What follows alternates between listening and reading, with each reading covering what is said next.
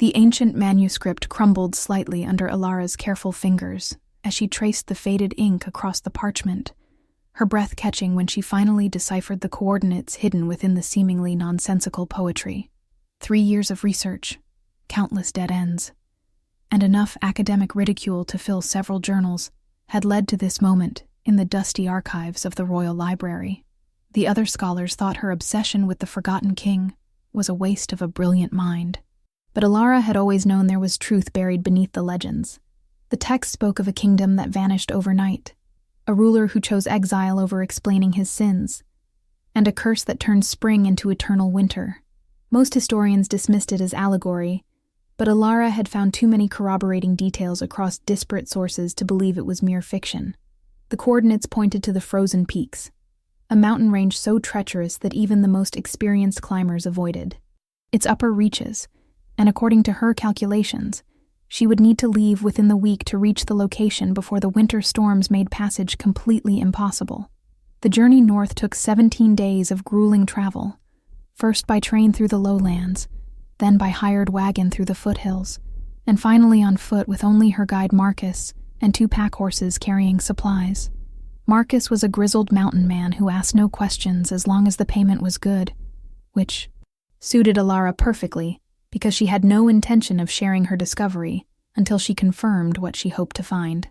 The temperature dropped steadily as they climbed, the air growing thin and sharp in her lungs, and by the 10th day of hiking, snow covered everything in a blanket of white that seemed to swallow sound itself. Marcus pointed out landmarks that existed only in the memory of those who knew these mountains, ancient cairns and weathered stone markers that predated any modern map, and Alara felt her excitement building with each mile they covered. On the 15th day, they reached a plateau that should not exist according to any geographical survey, a flat expanse of ice that stretched toward a valley hidden between 2 massive peaks, and Alara knew with absolute certainty that they had found it.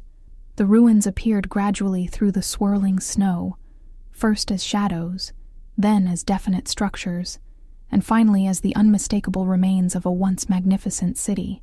Towers of pale stone rose from the ice like frozen fingers reaching toward the sky, their surfaces covered in intricate carvings that had somehow survived 3 centuries of harsh weather.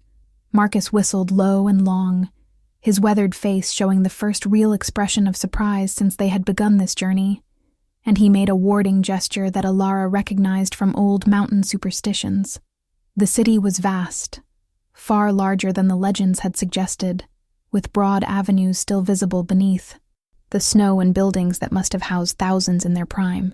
But what captured Alara's attention completely was the palace at the valley's center, a massive structure of white marble and dark granite that seemed to shimmer with an inner light, despite the overcast sky.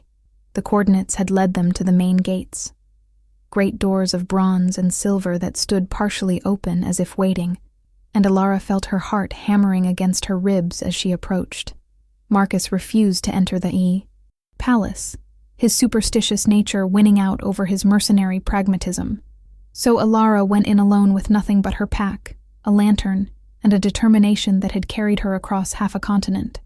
The interior was remarkably preserved, the temperature inside actually warmer than the exterior, and she found herself in a grand entrance hall with vaulted ceilings painted with scenes of celebration and prosperity. Dust covered everything, but the air smelled oddly fresh, carrying a faint scent of something floral that seemed impossible in this frozen wasteland. She followed the main corridor deeper into the palace, her lantern casting dancing shadows on walls lined with tapestries that depicted the history of a kingdom she had only read about in fragments. The images showed a young king ascending to power, his coronation before cheering crowds, the construction of great works, and then abruptly, the tapestries changed tone to show darkness creeping across the land, people fleeing, and the king standing alone before a woman wreathed in shadow and flame. The throne room took her breath away when she finally found it at the palace's heart. The ceiling soared 50 feet overhead, supported by columns carved to resemble trees with branches that intertwined to form a canopy of stone leaves. The floor was polished marble, inlaid with patterns of silver and gold, that formed a path from the entrance to the throne itself, which sat on a raised dais at the far end of the room. But what made Alara gasp and nearly drop her lantern was the impossible sight before her. Flowers grew everywhere in the throne room, emerging from cracks in the marble, climbing the columns, and carpeting the dais in a riot of color that should not exist. They were species she recognized from her botanical studies, spring blooms like crocuses and snowdrops mixed with summer roses and autumn asters, all growing together in defiant contradiction of season and sense. And there, seated upon the throne with his head bowed and hands resting on the arms of his seat, was a man who looked as though he had merely fallen asleep moments ago, rather than centuries past. If you are enjoying this story, please leave a like and let me know in the comments what you think Alara should do next, because what happens now will change everything she thought she knew about history and magic. Alara approached slowly, her scholarly mind trying to reconcile what she was seeing with any rational explanation, while her instincts screamed that she had stumbled into something far beyond academic discovery. The man was young, perhaps 30, with sharp aristocratic features and hair the color of midnight that fell past his shoulders. He wore robes of deep blue and silver that looked freshly pressed despite the passage of time, and a circlet of white gold rested on his brow, set with stones that caught her lantern light and threw it back in prismatic patterns. His skin had an odd luminescence to it, as though lit from within, and when she drew close enough to see his face clearly, she realized he was breathtakingly beautiful in a way that seemed almost inhuman. His chest did not rise and fall with breath. No pulse showed at his throat. Yet he did not have the appearance of death, but rather of suspension, as though time itself had paused within this room. The flowers seemed to lean toward her as she climbed the dais steps, their petals opening wider as if in greeting, and Alara felt a strange pull in her chest that had nothing to do with academic curiosity and everything to do with a connection she could not name. She had read the legends that spoke of the forgotten king's great beauty, his wisdom, and his tragic end, but no text had prepared her for the reality of standing before him. Her hand reached out almost of its own volition, fingers trembling as they approached his face, and the moment her skin made contact with his cheek, everything changed. Light exploded through the room, brilliant and warm, racing along the inlaid patterns in the floor and climbing the columns until the entire space blazed like the sun had risen inside the palace. The flowers burst into fuller bloom, releasing a perfume so sweet and complex it made her dizzy, and the man's eyes opened to reveal irises of startling silver that fixed on her face with an intensity that made her stumble backward. He drew in a breath that sounded like wind rushing through a cavern, his hands gripping the throne arms so hard, the stone cracked beneath his fingers. And when he spoke, his voice was rough from disuse, but carried a resonance that seemed to vibrate in her bones. He asked who she was, and how she had found this place, and Alara found herself answering in a rush, words tumbling over each other as she explained her research. The manuscript, the journey, everything that had led her to this moment. He listened without interrupting, his silver eyes never leaving her face, and she noticed that color was returning to his skin, the unnatural luminescence fading to reveal warm bronze underneath. When she finished speaking, he stood slowly, testing limbs that had not moved in 300 years, and the flowers at his feet seemed to dance in response to his movement. He told her his name was Kale, that he had been king of this realm before his pride and foolishness brought ruin upon his people, and that she had just broken the first seal of a curse that had bound him since the day he chose punishment over flight. Kale's story poured out over the following hours as they sat in that flower-covered throne room, while the light from the awakened palace magic provided warmth and illumination. He had been a young king, raised to believe in his divine right to rule and the absolute nature of his authority, and he had loved a woman named Morgana, who possessed magic in a time when such gifts were both feared and coveted. She had been his advisor, his confidant, and eventually his lover, but he had refused to marry her because his council insisted he needed a political alliance with a neighboring kingdom. Morgana had begged him to choose love over duty, had warned him that the political marriage would bring only sorrow, but Kale had been convinced he could have both, that he could marry for the kingdom while keeping Morgana as his true partner. His arrogance had blinded him to the pain he was causing, and when Morgana discovered he had already signed the marriage contracts without telling her, something inside her shattered beyond repair. The curse she wove was intricate and cruel, designed not to kill, but to teach through endless suffering. The kingdom would fall into eternal winter, all its people would flee or perish, and Kale would remain conscious but frozen on his throne, able to see and hear, but unable to move or speak or die.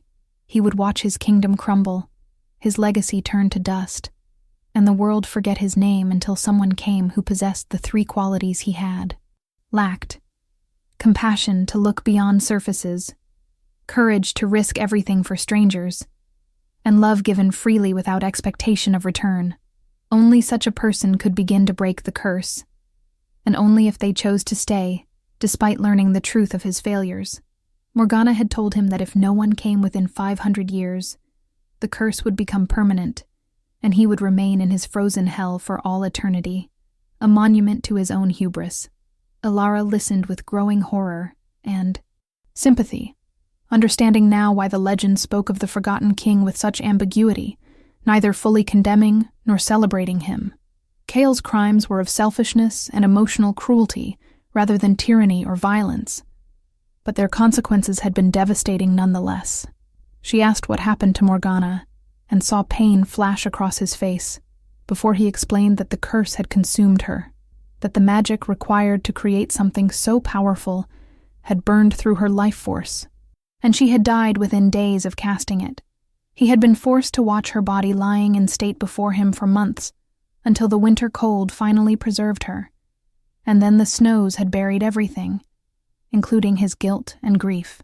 The last thing he remembered before the full force of the curse took him was seeing the first flowers bloom around the throne, Morgana's final gift, or perhaps her final curse, beauty growing from the ruins of what they had destroyed together.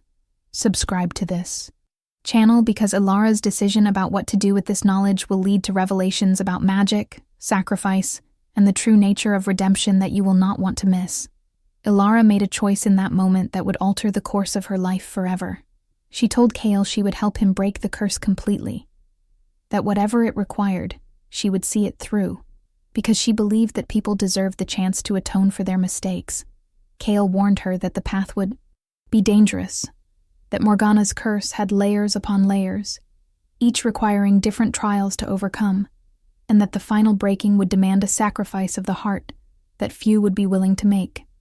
Alara simply nodded and asked what they needed to do first, her determination clearly visible.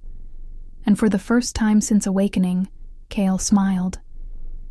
It was a small, tentative expression, as though he had forgotten how, but it transformed his face from beautiful to radiant, and Alara felt that strange pull in her chest intensify into something she recognized as dangerous attraction.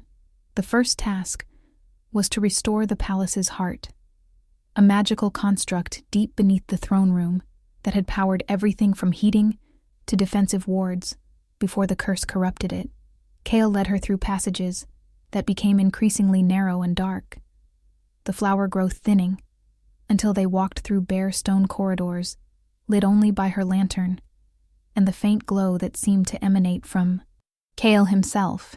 He explained that the palace had been built on a convergence of ley lines, natural channels of magical energy that ran through the earth, and the heart was essentially a mechanism for tapping and directing that power. Morgana had inverted it as part of her curse, making it draw energy inward to fuel the eternal winter, rather than outward to sustain life. And reversing the flow would require someone with both magical sensitivity and the courage to dive into the heart's core. The Aenol chamber that housed the heart was vast and circular, its walls covered in crystalline formations that pulsed with sickly green light. At the center stood a sphere of black crystal roughly 10 feet in diameter, rotating slowly in midair, while tendrils of dark energy lashed out randomly like the arms of some malevolent creature. Kale explained that she would need to enter the sphere, find the inversion point at its core, and manually reset the flow, a process that would expose her to raw magical energy that could burn her mind if she was not strong enough to withstand it.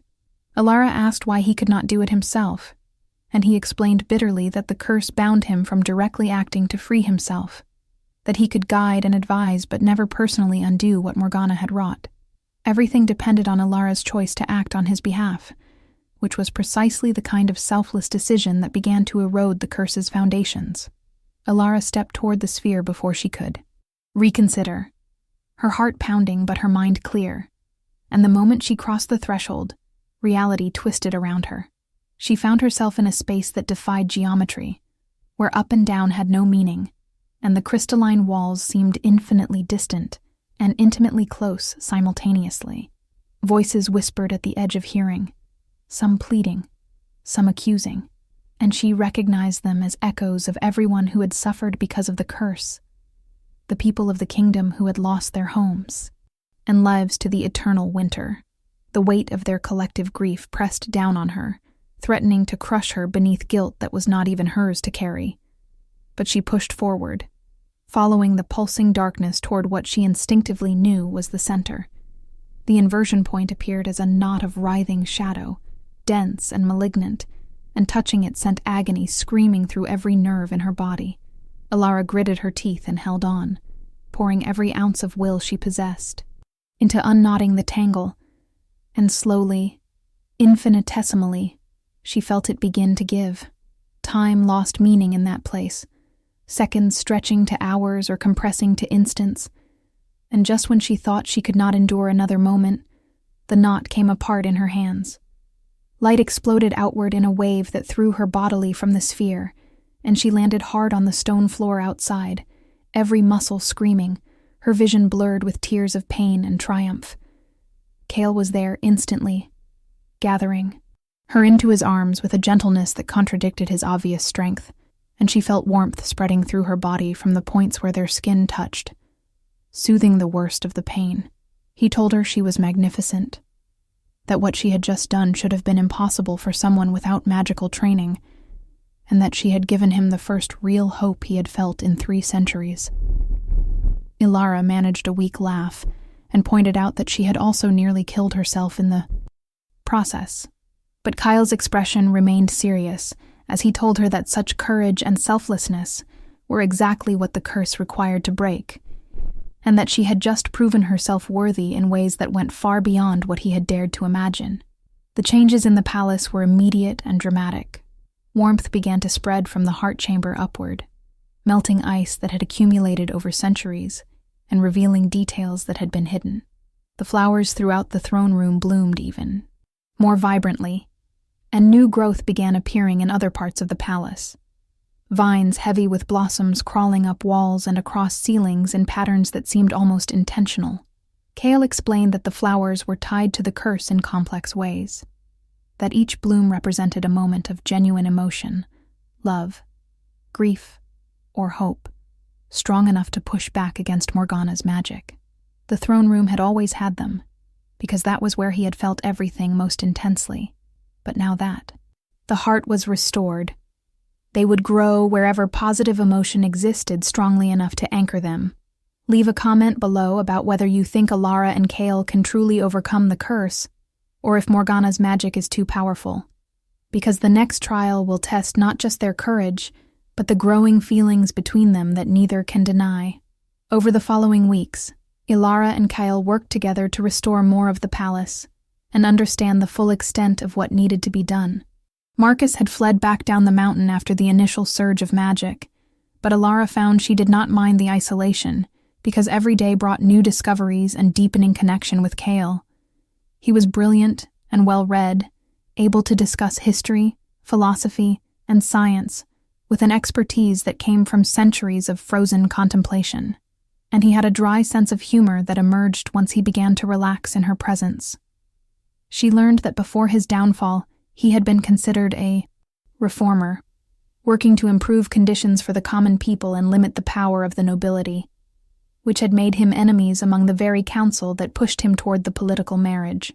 Kale, for his part, found himself fascinated by this woman who had crossed a continent on nothing but scholarly intuition, and now faced magical trials, with the same calm determination she probably applied to research.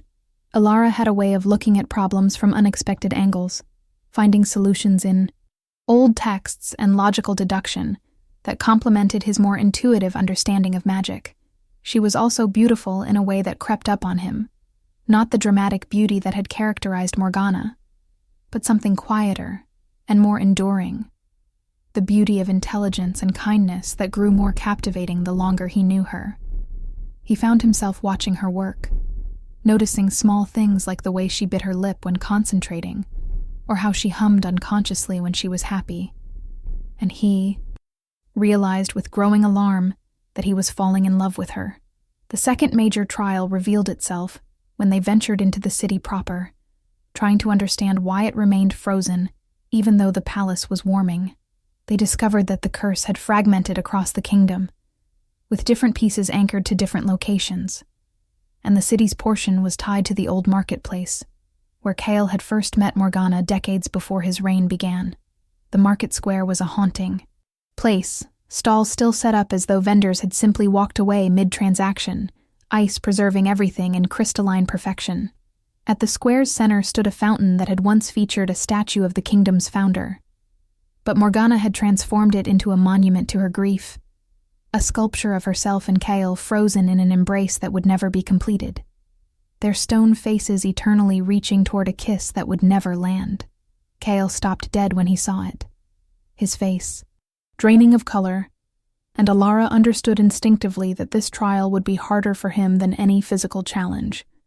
The inscription at the fountain's base laid out the requirement clearly in Morgana's elegant script, stating that the city would remain frozen until the king acknowledged his betrayal before witnesses and accepted that his love for Morgana had been real, even though his actions had denied it. Kale argued that there were no witnesses, that everyone had fled or died. But Alara pointed out that she was there, and perhaps that was enough, that maybe Morgana had built in the possibility of redemption, even in her rage and pain.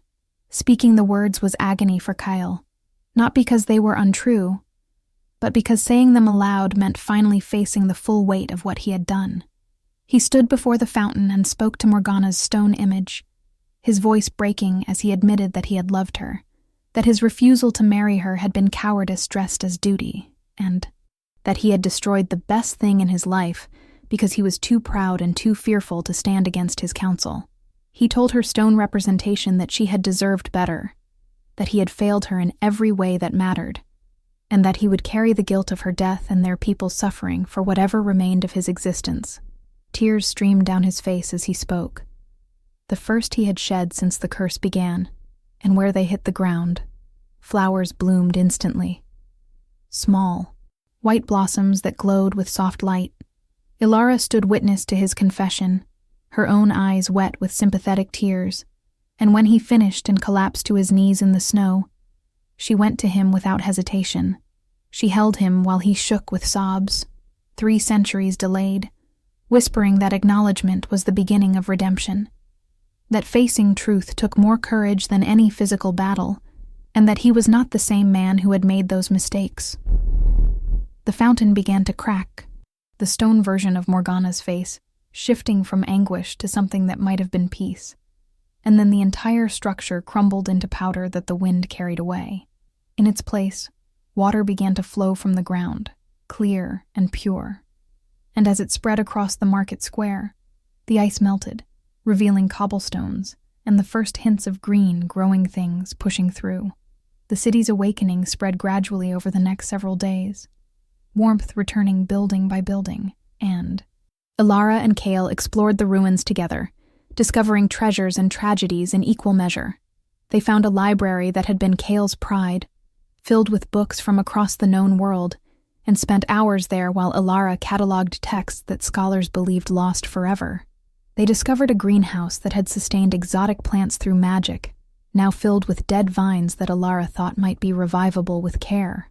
They walked through residential districts where lives had been interrupted mid-moment, dinner tables still set, children's toys scattered in courtyards, and each scene drove home the human cost of the curse that went far beyond Kale's personal suffering. If you are enjoying this journey of redemption and discovery, please subscribe and turn on notifications, because the revelation of Alara's true connection to this kingdom will change everything you thought you understood about fate and destiny. It was in a small chapel at the city's edge that they found the clue that would lead to the most shocking discovery. The chapel was dedicated to the goddess of spring and new beginnings, a deity Kale's people had worshipped alongside others in their pantheon, and its walls were covered in frescoes depicting the goddess's blessings on the kingdom. One image showed the goddess bestowing her favor on a young woman who bore a striking resemblance to Alara, and beneath it was an inscription in an ancient dialect that Alara could barely decipher. Kale translated it for her, his voice growing strange as he read aloud the prophecy that stated the goddess would send one of her own blood to either complete the curse's destruction or cement it forever, depending on the purity of the king's transformation. Alara stared at the fresco, her mind reeling, because she had always known her family was old, that they claimed descent from minor nobility in the Southlands. But she had never imagined anything like this. Kale explained that the goddess had been more than myth to his people, that she had walked among them in human form occasionally, blessing certain bloodlines with longevity and magical sensitivity. If Alara was truly of that bloodline, it explained her ability to survive the heart chamber's magic and her instinctive understanding of how to navigate the curse's trials. It also meant that her arrival was not random chance, but something closer to destiny, though whether that destiny was salvation or damnation remained to be seen. The revelation should have made Alara question everything, should have made her wonder if her feelings for Kale were genuine or manufactured by prophecy. But instead, it clarified something she had been trying not to acknowledge. She loved him, not because of any divine plan, but because of who he was. The man who carried 3 centuries of guilt with dignity, who showed her kindness and respect, who valued her mind as much as her courage, and who made her laugh even in the midst of trials that would have broken lesser people. She told him this standing in that chapel, her voice steady despite her racing heart, and watched his silver eyes widen with wonder and something that looked like fear.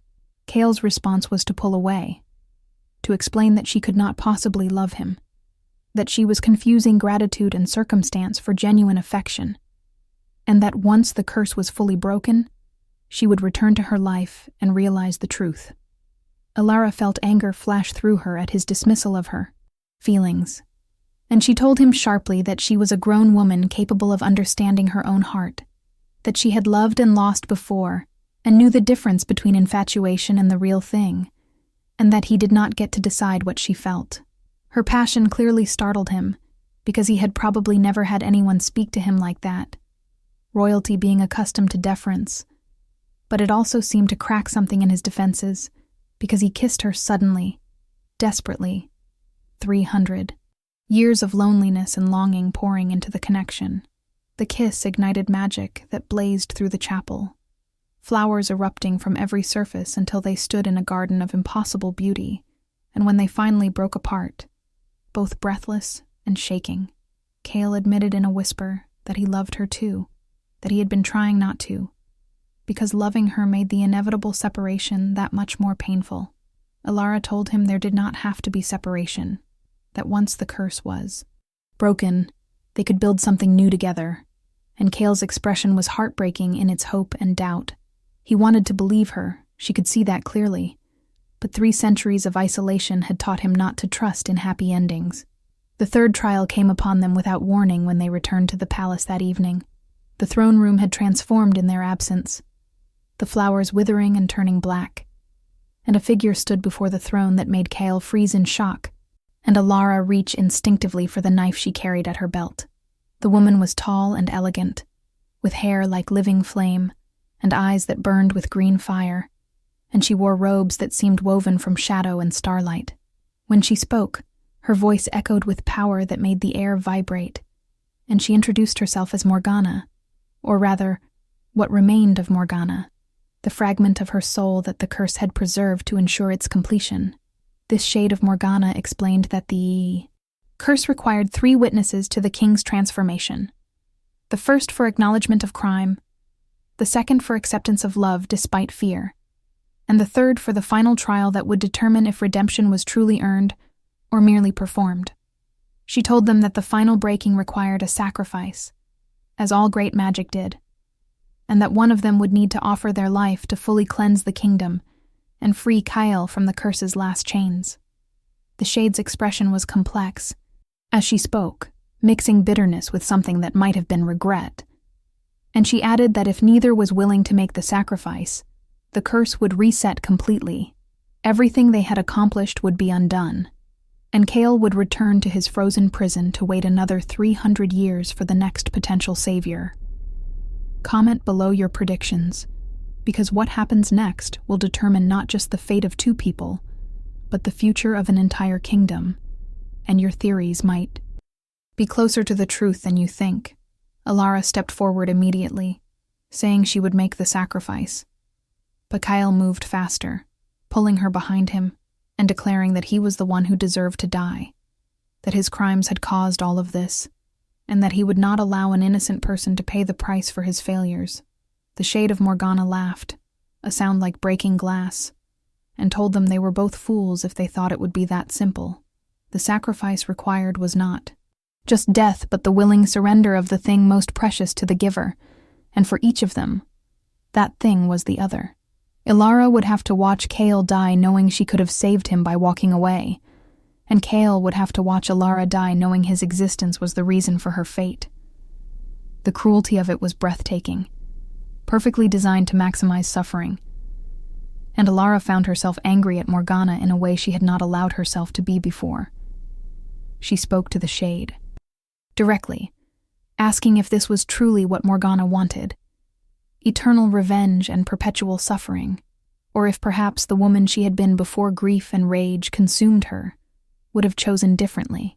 The shade flickered, its form becoming less solid, and for a moment, Alara saw past the magical construct to the ghost of real emotion underneath. Morgana's shade told her that the curse was set in motion and could not be stopped, that even if a part of her regretted it, the magic had its own momentum now, and the only way forward was through sacrifice.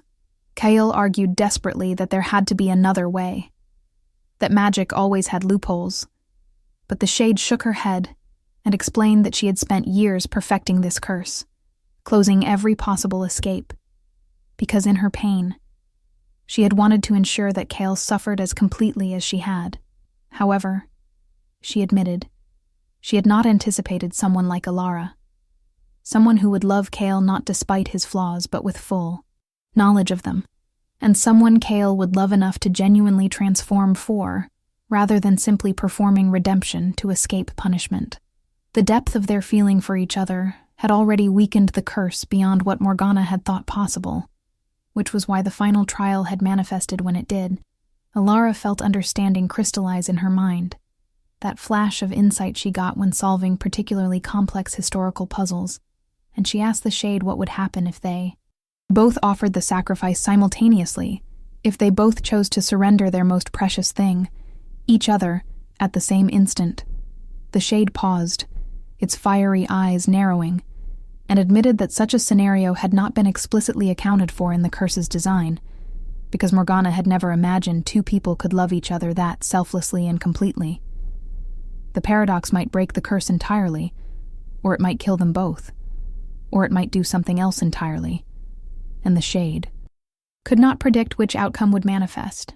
Kale told Alara absolutely not, that he forbade her from taking such a risk, and she laughed at his arrogance in thinking he could forbid her anything.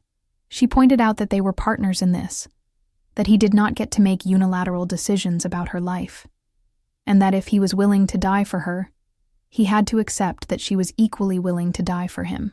They argued while the shade watched with an expression that shifted between amusement and something dangerously close to envy.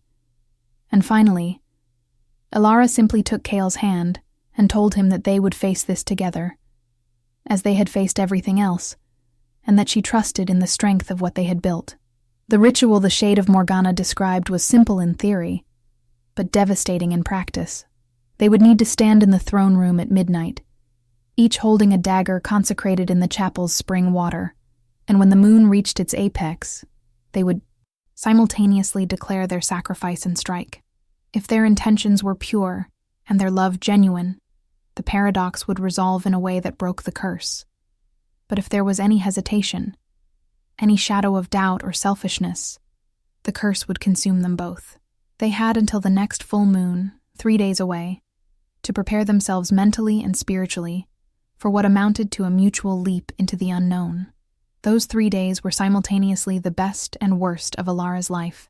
She and Kale spent every moment together, talking about everything and nothing, making love with desperate intensity, and trying not to think about the possibility that they might not survive to see another dawn.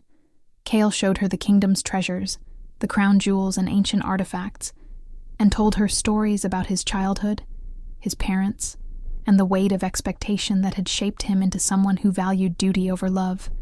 Alara shared her own history, the loneliness of being the brilliant, strange girl who preferred books to people, the failed relationships with those who could not understand her passion for the past, and the moment she found the manuscript that led her here and felt purpose align with desire for the first time in her life.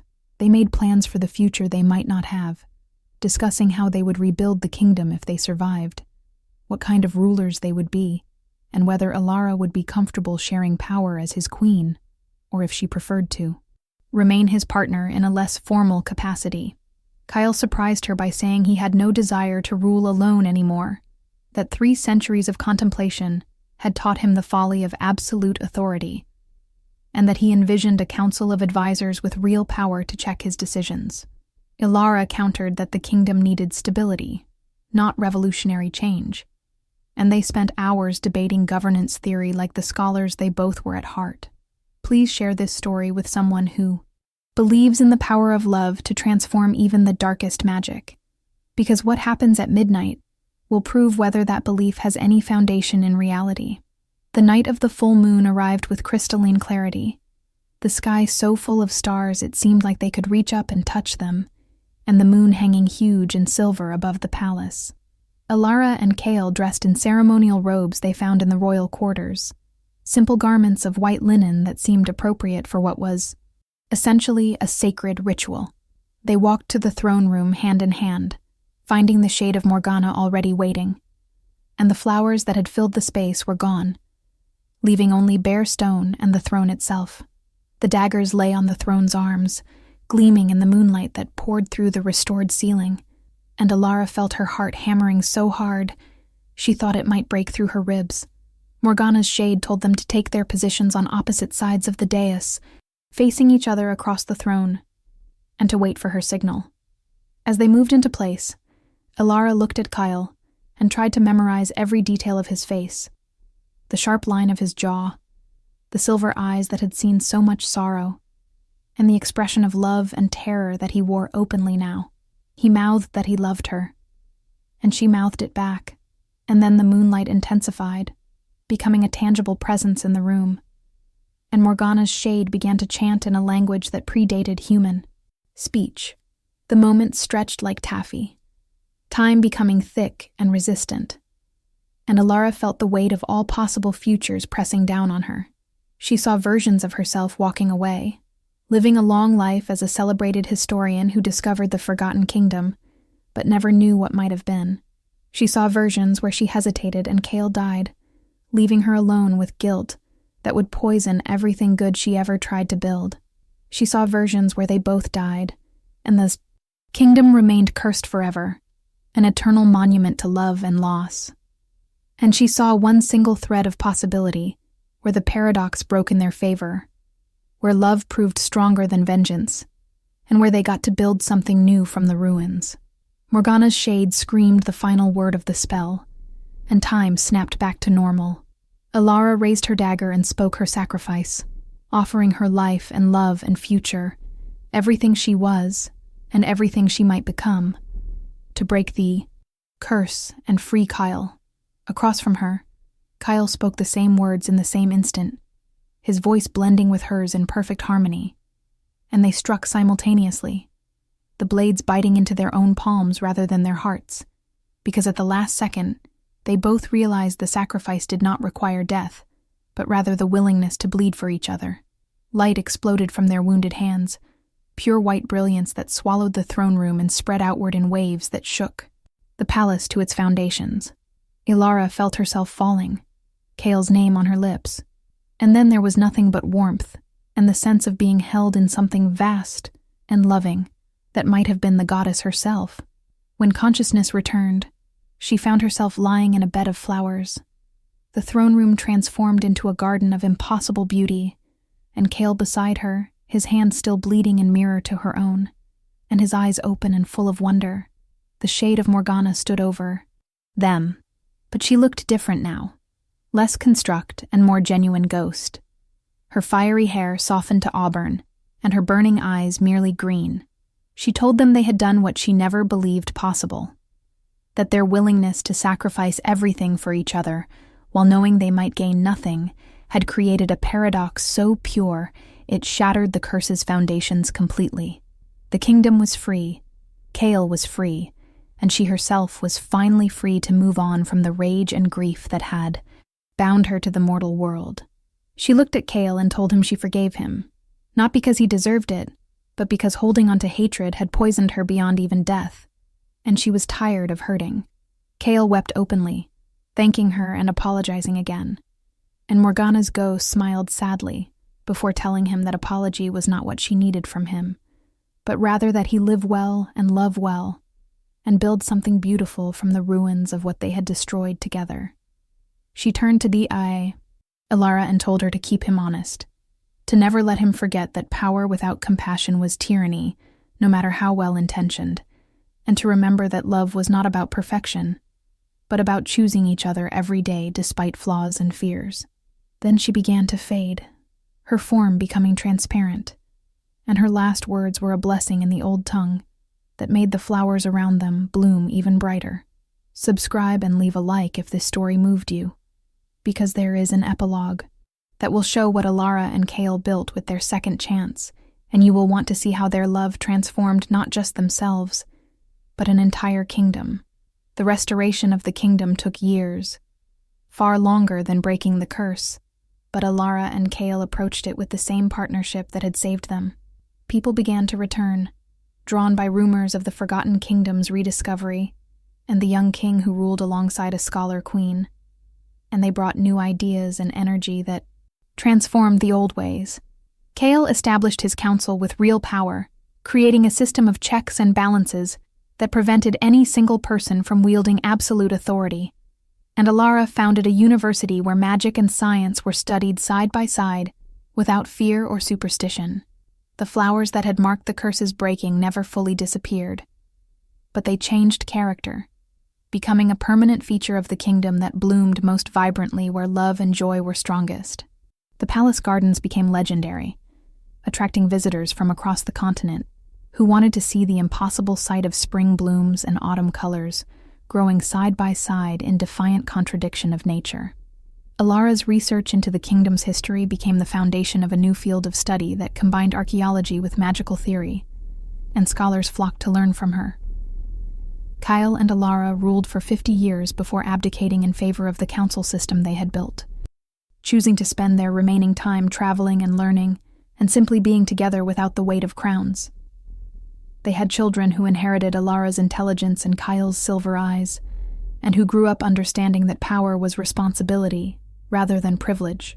The kingdom prospered, becoming a center of learning and trade, and the story of the forgotten king who was remembered by love became a legend that parents told their children to teach them that redemption was always possible. On their final day, when age had finally caught up with both of them, despite the longevity Ilara's divine bloodline provided, they sat together in the throne room that had become a garden, holding hands and watching the sunset paint the flowers in shades of gold and crimson. Kale told Ilara that she had given him something he never thought he would have, a life worth living, and a death he could face without fear, and Ilara told him that he had given her the same, that loving him had taught her that the greatest adventures were not found in dusty archives, but in the daily choice to see and be seen by another person completely. They died within hours of each other, as though even death could not separate them, and the kingdom mourned their passing with celebrations rather than sorrow, because they had taught their people that endings were just new beginnings in different forms. The throne room flowers bloomed brighter than ever on the day of their funeral, and people swore. They could hear laughter on the wind, as though Kale and Alara had found each other again in whatever came after, and were delighted by the discovery. The kingdom they built endured for generations, a testament to the truth that love backed by action and sacrifice could transform even the darkest magic into something beautiful. And in the chapel where Alara had discovered her divine heritage, pilgrims would come to leave offerings and pray to the goddess of spring and new beginnings, asking for the courage to love as completely, and the wisdom to choose redemption over revenge, and every spring without fail, flowers would bloom on snow that should not exist, a reminder that some magic was too powerful for even time to erase. Thank you so much for joining me on this journey through snow and flowers, curses and redemption, and the transformative power of love that chooses to stay even when walking away would be easier. If this story touched your heart, please leave a like, share it with someone who needs to hear that redemption is possible, and subscribe for more supernatural romance tales that explore the depths of human connection and the magic we create when we open our hearts completely. Comment below which moment resonated most with you. And remember that every great love story is really about two people choosing each other every single day despite the odds.